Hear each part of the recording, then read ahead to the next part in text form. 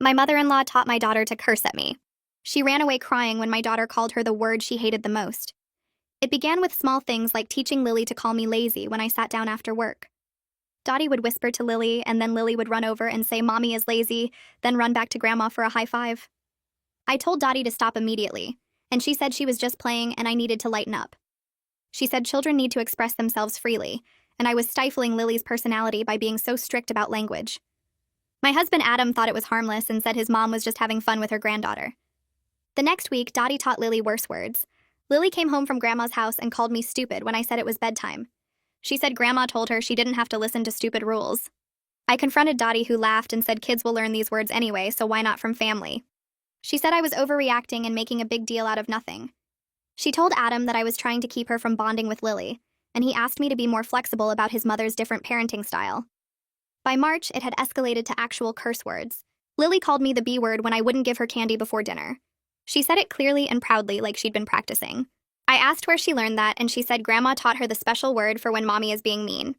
I called Dottie immediately, and she pretended to be shocked. She said Lily must have heard it somewhere else and was blaming her. But Lily was specific that Grandma had taught her exactly when to use it. Dottie then changed her story and said maybe she'd said it accidentally while driving, and Lily overheard. I told Adam his mother was deliberately teaching our daughter to disrespect me. He said I was being paranoid and his mother would never do that intentionally. He suggested Lily was just going through a phase and we should ignore it. But I knew better because Lily only used these words with me, never with Adam or anyone else. She was being specifically trained to target me. I tried limiting Dottie's unsupervised time with Lily, but Adam said I was being controlling and punishing his mother unfairly. He insisted on maintaining their weekly overnight visits despite my concerns. After each visit, Lily came back with new inappropriate words and phrases specifically aimed at me. Dottie had taught her to say I was mean, unfair, boring, and that Daddy should find a better mommy. The worst part was that Dottie would act innocent when confronted and say she had no idea where Lily was learning such terrible things. She'd offer to help discipline Lily for the language she herself had taught. She'd sit Lily down and say we don't use those words while winking at her. Lily thought it was all a game between her and Grandma against Mommy. That's when I decided to teach Dottie how it felt to have a child disrespect you. I started having private conversations with Lily about Grandma. I taught her that Grandma was old, and that's why she forgot things all the time. I said Grandma needed naps because elderly people get tired easily. I taught Lily to pat Dottie's hand and speak slowly and loudly because Grandma had trouble understanding. Lily started treating Dottie like she was ancient and feeble. She'd yell everything at her and ask if she needed help walking. She'd tell Dottie she looked tired and should rest. She'd explain things multiple times because old people forget. Dottie was furious but couldn't complain without admitting she understood exactly how words could be weaponized through a child. Next, I taught Lily about personal boundaries and privacy. I said some things were just for our house and not for Grandma's house. I taught her to say that's private when Dottie asked about anything. Dottie would ask what we did that day, and Lily would say that's private. Grandma shouldn't be nosy. Dottie asked what Lily wanted for her birthday, and Lily said, that's private information not for Grandma. Every question got the same response until Dottie couldn't have a normal conversation with her granddaughter. I also started teaching Lily about truth and consequences. I explained that sometimes people teach us wrong things, and we need to tell other adults when that happens. The next time Lily was at preschool, she told her teacher that Grandma taught her bad words. The teacher called me concerned, and I explained the situation. The teacher was appalled and said she'd have to report it if it continued. I made sure Dottie knew the preschool was now watching for signs of inappropriate influence. The real consequence came when Adam's sister visited with her kids. Maeve arrived with her husband Ricardo and their two daughters Ingrid and Mildred on a Friday afternoon. They walked through the front door with suitcases and smiles, and Lily ran to greet her cousins. Dottie was already there setting the table for dinner because she always inserted herself into family events. Lily saw her grandma and marched right over. She patted Dottie's arm and spoke very slowly and loudly. "Grandma, you look really tired. Old people need lots of rest. You should go take a nap now." Dottie's face turned red immediately. Her mouth opened, but nothing came out because Maeve was standing right there watching everything. I felt this rush of satisfaction in my chest because Dottie finally experienced what she'd been doing to me. But underneath that satisfaction was something else, something uncomfortable that made my stomach twist. Lily wasn't playing a game anymore. She genuinely believed Grandma was feeble and needed special treatment. What had I done to my own daughter? Maeve's eyes moved from Lily to Dottie to me. Her expression changed from confused to concerned. She didn't say anything right then, just picked up her purse and suggested the girls go play upstairs. Dinner that evening was awkward and tense. We all sat around the table passing dishes and making small talk that felt forced. Lily kept interrupting to help Dottie with everything. She cut Dottie's food into smaller pieces without being asked. She spoke slowly and loudly to explain what each dish was. "This is chicken, Grandma." "It's the white meat. Do you remember chicken?" Dottie gripped her fork so hard her knuckles went white. She tried to smile, but it looked more like a grimace. Ricardo looked confused and kept glancing at Adam for explanation. Ingrid and Mildred giggled at their cousin's weird behavior. Adam stared at his plate and said nothing. I watched it all unfold and felt proud and guilty at the same time.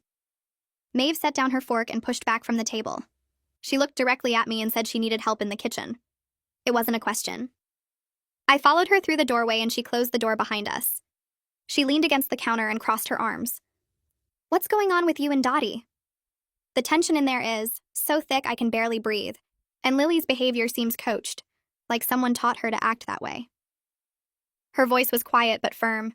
I leaned against the opposite counter and tried to figure out what to say. I couldn't tell her everything because then she'd know what I'd done. So I gave her a version that was true but incomplete. I told her Dottie had been teaching Lily disrespectful words for months. I explained how Lily would come home from Grandma's house with new insults and curse words specifically aimed at me. I described how Dottie would whisper to Lily, and then Lily would run over and call me names. I said I'd tried talking to Adam, but he always defended his mother and said I was overreacting. Maeve's face got more serious with every sentence. She asked if Adam knew about the curse words, and I said yes, but he thought Lily was just going through a phase. Maeve shook her head slowly. She said this wasn't healthy for Lily, and she needed to talk to Adam. She said children shouldn't be caught in the middle of adult conflicts. I nodded and agreed, but inside I felt this growing panic. An outsider was seeing the situation clearly, and it made everything more real. It was easier to justify my revenge when it was just between Dottie and me. But hearing Maeve say it out loud made me realize how messed up the whole thing had become. That night after Maeve's family left for their hotel, Adam came into our bedroom and shut the door hard. His face was tight and angry. He said Maeve had pulled him aside and told him about our conversation. He was mad that I'd made his mother look bad in front of his sister. He said I was trying to turn his whole family against Dottie. Something inside me snapped. I'd been holding back for months trying to be reasonable and calm. But I was done being reasonable. I told him about every single thing his mother had taught our daughter. I listed each word, each insult, each time Lily came home treating me like garbage. I described how Dottie would wink at Lily after pretending to discipline her. I explained how Lily only used these words with me, never with him, because Dottie specifically trained her to target me. I said all of this while he stood there with his mouth slightly open. My voice got louder with each sentence until I was almost yelling. I told him his mother had been weaponizing our daughter against me for months, and he'd done absolutely nothing to stop it. Adam tried to defend his mother again. He said she didn't mean any harm and was just having fun with her granddaughter. He suggested I was being too sensitive about normal kid behavior. I stepped closer to him and kept my voice steady. I said Maeve saw the truth in one dinner while he'd been ignoring it for months. I told him he needed to decide if he was married to me or if he was still trying to please his mother. I said I wasn't going to compete with Dottie for his attention anymore. Either he stood up for his wife and daughter, or I would handle this situation myself. He opened his mouth to respond, but I walked past him into the bathroom and locked the door. I sat on the edge of the tub and tried to calm my racing heart. I'd never given him an ultimatum before. I didn't know if he'd choose me or his mother. The next morning, Maeve showed up with Ingrid and Mildred around 9. She said Ricardo had some work calls, so she thought the girls could play together. But I could tell from her face that she was here to observe. She watched everything carefully. Lily and her cousins played with dolls in the living room while the adults sat nearby. Dottie arrived a few minutes later because of course she did. She brought muffins and acted like everything was normal. She sat on the couch and tried to talk to Lily about her toys. She asked what Lily's favorite toy was right now. Lily looked up from her dolls and said loudly, "That's private information, Grandma. You shouldn't be nosy." Dottie's face went pale. Maeve's expression hardened immediately. She stood up and said she needed to talk to Adam and me privately. She said it in a tone that meant now. We followed her down the hall to our bedroom, and she closed the door firmly behind us. Maeve stood in the middle of our bedroom with her arms crossed. She looked at both of us and said Lily was clearly being manipulated by adults, and it was damaging her. She said she'd watched Dottie with other daughters-in-law over the years and seen her undermine them, but she'd never seen Dottie use a child as a weapon before. She said this needed to stop immediately before Lily suffered lasting harm. She told Adam he needed to set boundaries with his mother, or Lily would grow up confused about healthy relationships. She said children need stability and clear rules, not games where adults use them to hurt each other. Adam looked shocked and kept saying his mother wouldn't do that intentionally. Maeve cut him off and said intent didn't matter when a child was being hurt. The bedroom door burst open and Dottie stood there breathing hard. She must have followed us down the hall and listened outside. She pointed at me and said I was turning the whole family against her. She said I was controlling and manipulative and couldn't handle her close bond with her granddaughter. She told Maeve to stay out of our business because this was between her and me. Her voice got higher and louder with each word. She said I was trying to keep her from seeing